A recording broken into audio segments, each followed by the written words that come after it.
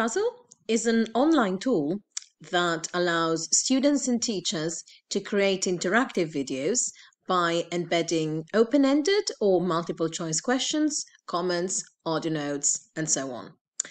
It may be used for assessment purposes, especially in remote classes, or to boost listening skills in clear or plurilingual environments.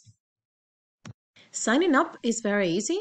You may use a pre-existing Google account or you can create a new account.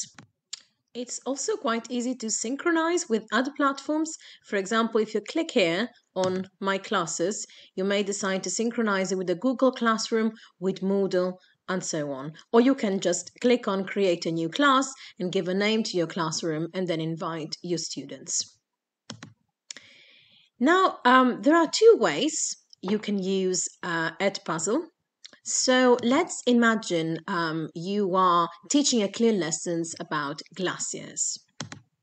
So here you may decide to search the community part, and by searching the community part you're going to find videos that have already been edited with embedded questions by other users who decided to then upload their own videos to the platform.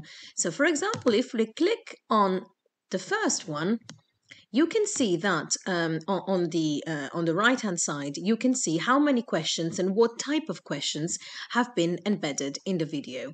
So, for example, here it's all multiple choice questions, okay?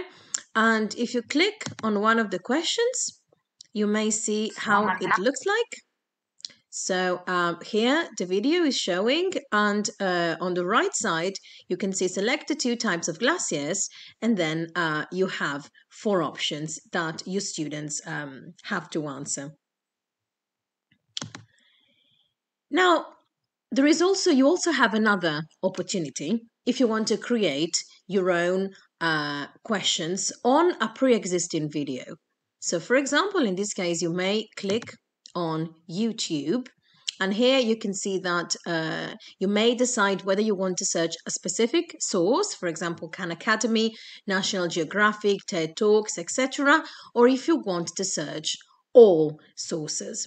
So in this case we're searching for example National Geographic, and again we find the same video we found before, but this time no questions have been previously embedded, so you can create your own questions.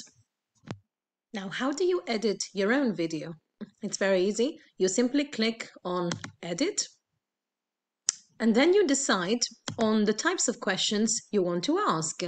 You can ask multiple choice question, open-ended questions, or simply leave a note for your students to better understand a part of the video that, for example, you deem particularly difficult. So let's try and ask a question. For example, you decide where you want to ask the question. Okay, so for example, you decide to ask the question here. You click on the multiple choice question, you type in the question, for example, in this case, which 2 groups can glaciers be classified in?